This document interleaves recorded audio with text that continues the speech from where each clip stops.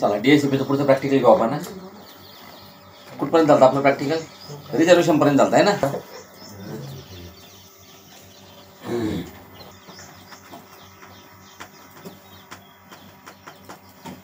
म्हणजे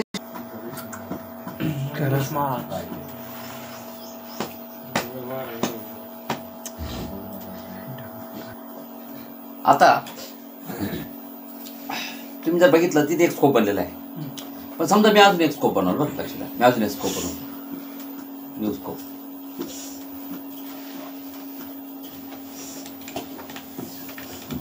subnet 2 start IP 192.168.2.1 selector 192.168.2.200 noise clear. Default days duration 8 days. Configure the options now. No router. We don't have a router. We have a DC 111. Resolve that with the 200 ने आपल्याकडे काढून टाका त्याला. ठीक आहे. नो विन server. I want to activate the scope now. Okay. दुसरा स्कोप पडला. ठीक आहे. अजून एक स्कोप बनवतो.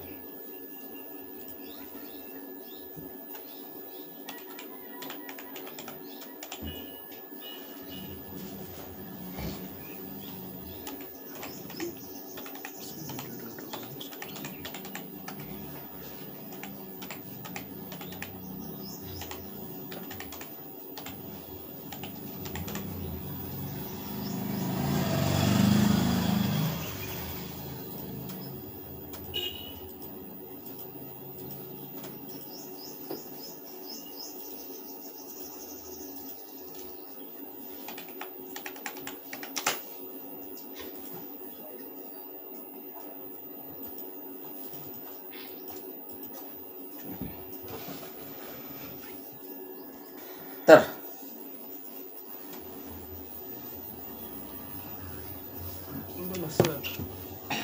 तीन स्कोप बनवले. पण तुम्हाला एक सांगू खरं खरं, हे तीन स्कोप बनवून काहीच फायदा होणार नाही जर तुम्ही यांना एका सुपर स्कोपमध्ये जर नाही टाकले. तो फक्त ह्या स्कोपमधून ॲड्रेस वाटेल, त्या दोन स्कोपमधून ॲड्रेस वाटणारच नाही. मग काय करायचं असतं, आता IP वर्जन 4वर राईट क्लिक करा आणि इथे एक नवीन सुपर स्कोप बनवा. New super scope.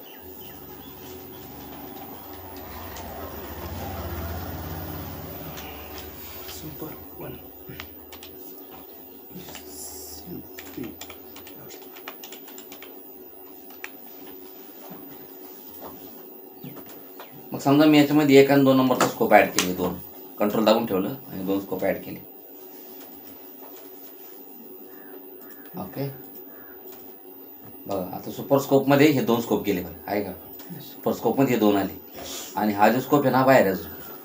मग तुम्हाला जराच वाटतं याला पण सुपर स्कोपमध्ये टाकायचं. तुम्हाला याला राईट क्लिक करायचं आणि याला म्हणायचं add to super scope. Super scope हा गेला सुपरचा. तर तिन्ही स्कोप कुठं आले? सुपर स्कोपच्या अंडरमध्ये आले. ठीक आहे.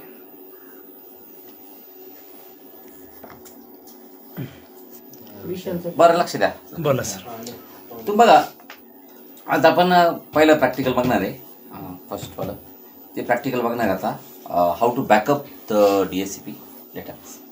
DSCPचा बॅकअप कसं घेतात तर पहिले बॅकअप बघू, त्याच्यानंतर मग स्टेप बाय स्टेप बघू. ठीक आहे. चला पहिले बॅकअप बघू आपण.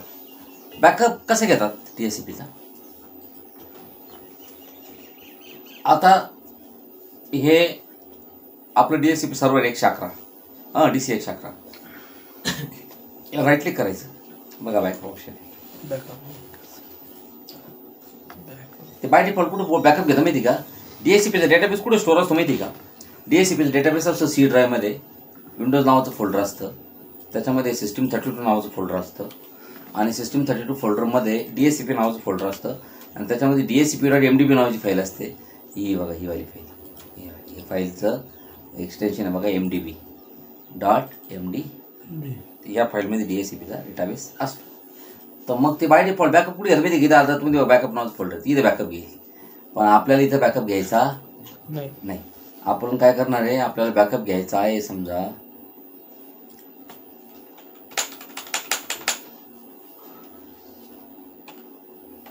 डी मध्ये न्यू फोल्डर बनवतो मी.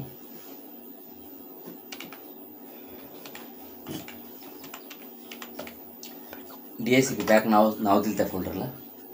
ओके.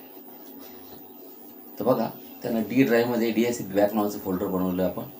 बघा त्याच्यामध्ये न्यू नावाचं त्यांनी स्वतः फोल्डर बनवलं आणि त्याच्यामध्ये हे बघा हे DSCP.md बरोबर आहे. हेच म्हणजे त्यांना बॅकअप घेऊन टाकले. आता तुम्ही लक्ष द्या, मी काय करतो, सुपर स्कोप डिलीट करतो केला आणि याच्यामध्ये ना सगळे स्कोप डिलीट करतो मी.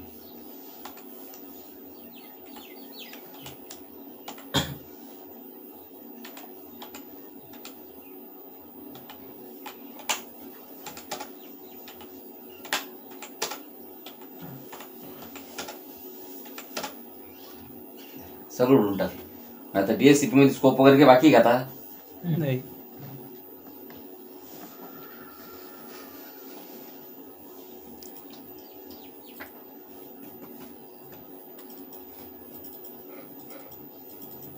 ऐक काय आता? नाही, खाली झालं. पण आपल्याकडे बॅकअप आहे ना, टेन्शन घ्यायचं काम नाही. सरळ DSCP सर्वरती राईट क्लिक करा, रिस्टोर, आणि आपण बॅकअप कुठे घेतलेला आहे.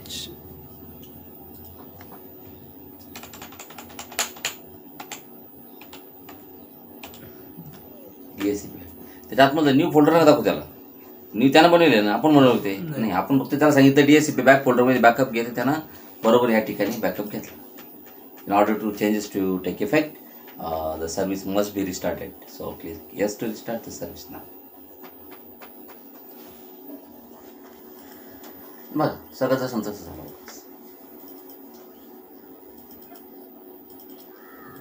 आला सुपर स्कोप आला, त्याच्यामधले स्कोप आले. आपल्या स्कोपमध्ये DSCP ज्यांना ज्यांना ॲड्रेस दिले लिजेस, ते 3 जणांना ॲड्रेस दिले गेलेले ते दाखवले. ते आपलं नाही का आता सकाळी आपण WDHच्या थ्रू इन्स्टॉलेशन केलं, ते PCला पण WDH PCला पण IP दिला ना त्यांना.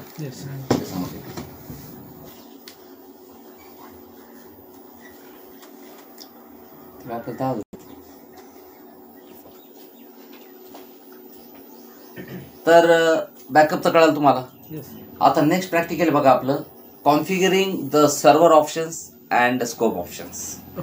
आता बघा तुम्ही बघितलं असं इथं खाली ना सर्व्हर ऑप्शन्स आहे सेंट्रल.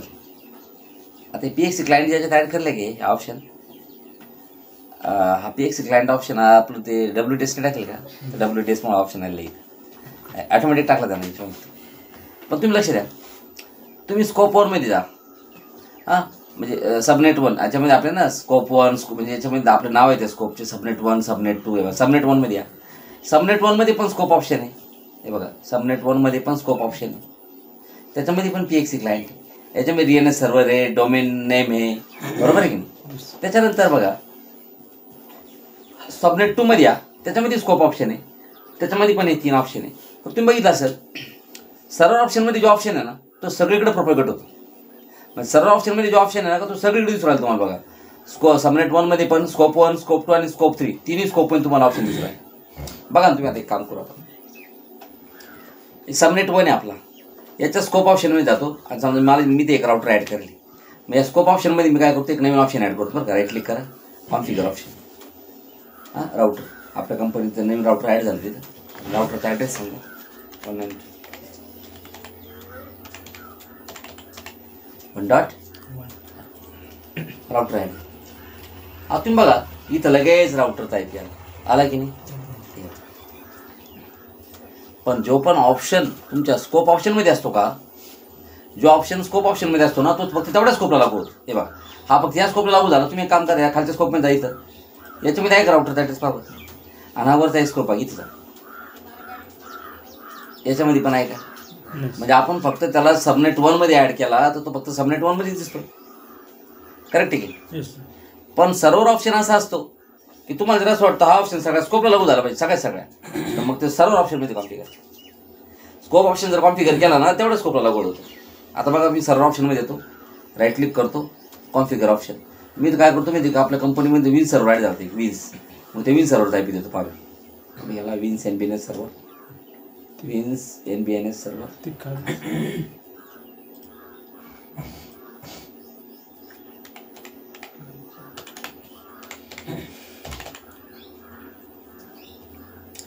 ती शेकवी देऊ करे हां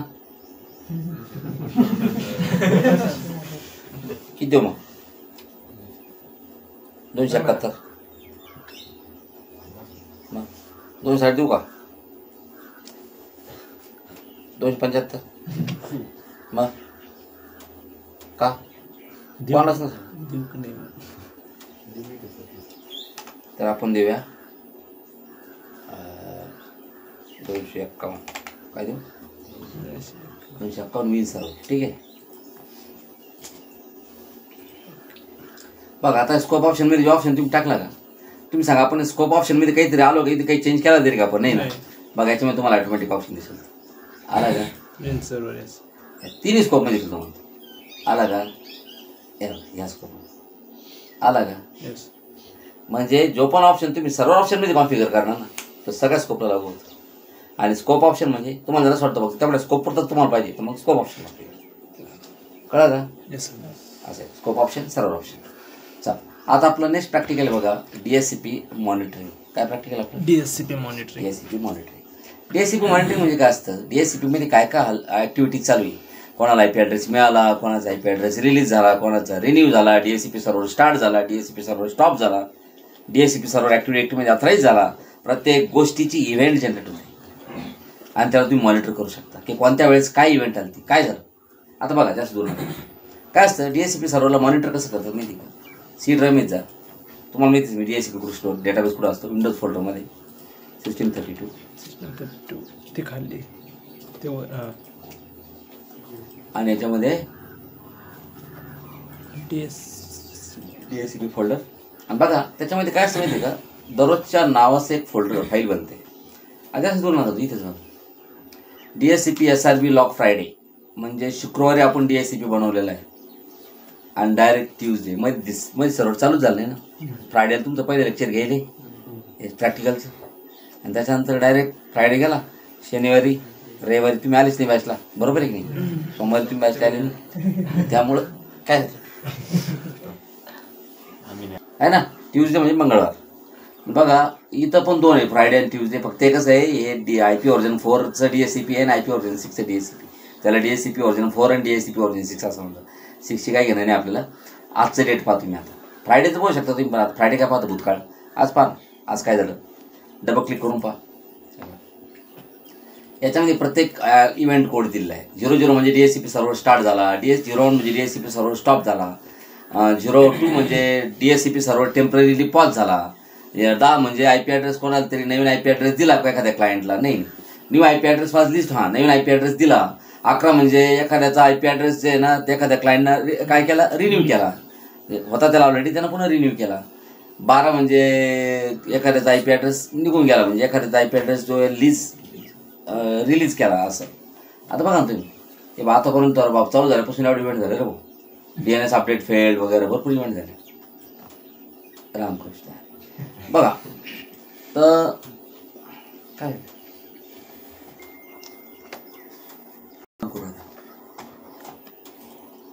बघा मी DSCP सर्व्हरला स्टॉप करतो बघा राईट क्लिक करता DSCP सर्व्हरला all task stop.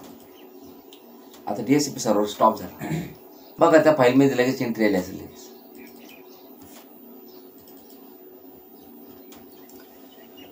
Is stopped तेव्हा आहे का स्टॉप 1 नंबरची इव्हेंट किती नंबरची इव्हेंट पहा तुम्ही 1 नंबर म्हणजे काय DSCP सर्व्हर काय झाला स्टॉप झाला. बघा DSCP सर्व्हर जसा स्टॉप झाला लगे इव्हेंट जनरेट आणि तुम्ही DSCP सर्व्हर पुन्हा स्टार्ट करा त्याची पण इव्हेंट जनरेट होईल.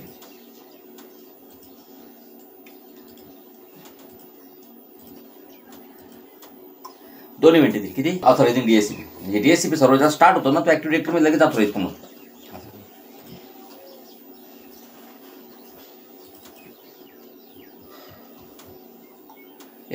Zero zero DSCP server started आणि बघा तारीख पण लिहून येते डेट पण टाईम पण लिहून येतो 10:22 हां आणि हे बघा 10:22 45 सेकंदाला ते ऑथराईज पण झालं स्टार्ट होतो म्हणजे तो ऑथराईज पण होतो. आता तुम्ही एखादा जर आय पी ॲड्रेस जर रिलीज झाला, त्याला जर आय पी ॲड्रेस रिलीज केला एखाद्या क्लायंटनं, तर लगेच तिथे इव्हेंट जनरेट होईल की रिलीज झाला म्हणून. एखादं सिस्टीम आहे का इथे. हे घेऊ आपण टेस्ट 8.1. ठीक.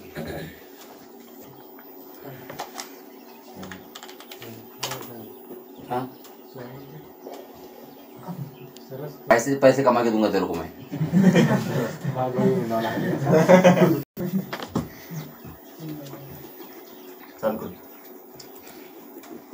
नाही द्यायचा काय म्हणतो. बंदुकीची गोळी काढून तुमची लावून डोक्यावर असं म्हणून.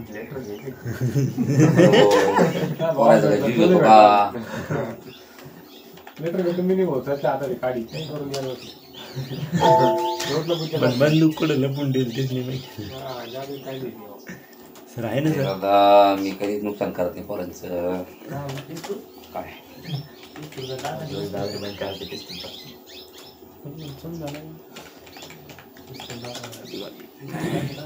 बा कोणता आहे मिळालेला 100 काय ना तो रिझर्वेशन आहे तिथे. कोणता आहे रिझर्व केलं तर याच्यासाठी 100 त्याच्यामुळे मिळाला. तुम्ही रिझर्वेशन काढून टाका तो काढून टाका.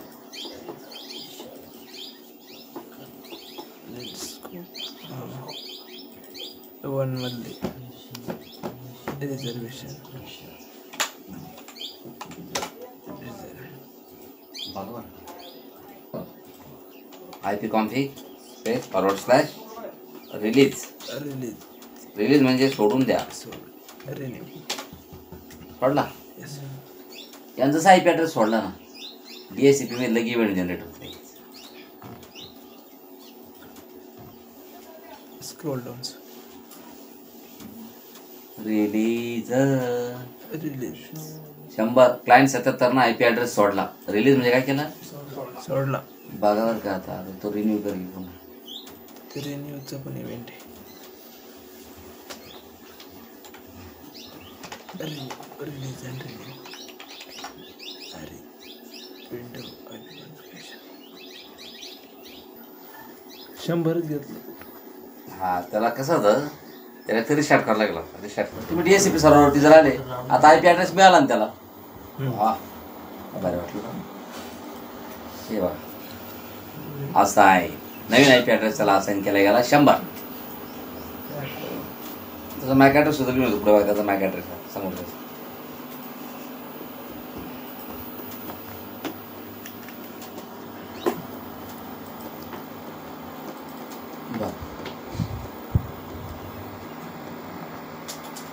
पडून टाकतो मी. आपलं काही काम आपलं गरज